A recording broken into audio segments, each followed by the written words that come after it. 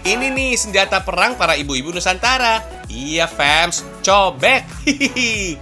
Gimana enggak? Cobek ini fams dipercaya bisa bikin masakan makin endol.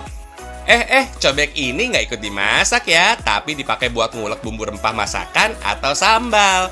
Makan nasi tanpa sambal bagai sayur tanpa garam. Betul apa betul fams? Hihihi. Proses bikin cobek ini ternyata nggak sembarangan loh. Butuh jiwa seni yang tinggi, terutama seni pahat. Oh iya, kalian bisa melihat pembuatannya di Pusat Kerajinan Batu Muntilan, Magelang, Jawa Tengah. Nggak cuma cobek biasa tuh, di sini juga ada cobek karakter, lumpang, sampai kerajinan dari batu lainnya. Kerajinan ini sudah terkenal sampai keluar Pulau Jawa, fams. Dalam pembuatan cobek, batu-batu berukuran besar ini harus dipotong-potong dulu, fams.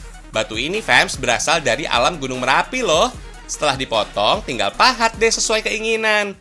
Kalau yang dibuat ini sih lumpang fams. Untuk menghasilkan satu buah lumpang butuh waktu 1 hari atau lebih. Maklum fams, proses bikinnya masih dilakukan secara manual. Karena dibuat dari batuan asli, lumpang ini bisa awet loh, sampai puluhan tahun.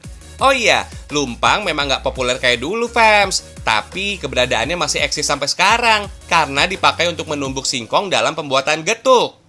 Fams, cobek sekarang bentuknya nggak cuma bulat aja loh, tapi ada dengan karakter Hello Kitty, hati, sampai monyet. Unik banget ya.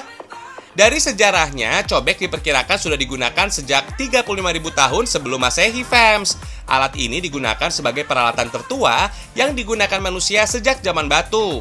Dari penemuan arkeologi, ditemukan alat-alat baru yang digunakan untuk menumbuk. Contohnya, artefak batu yang ditemukan di Yunani dari 2300 sampai 2800 sebelum Masehi. Saat itu, cobek digunakan untuk menumbuk bahan ekstraksi atau zat pigmen pewarna.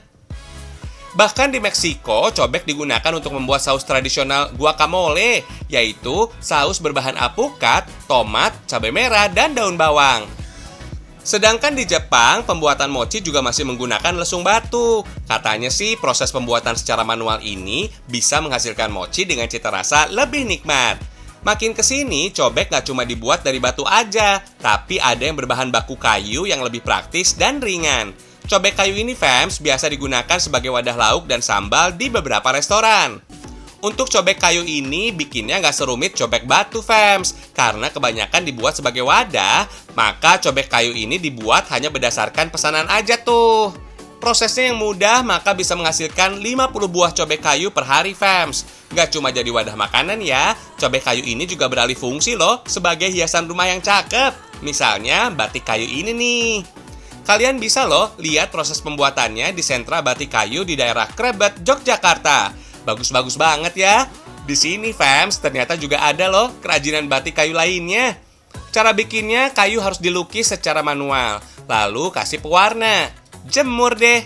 Lanjut, rebus batik kayu agar warna dan lukisannya makin pekat. Proses penjemuran dan perebusan ini dilakukan sebanyak 2 kali agar hasilnya lebih maksimal. Beh, cakep.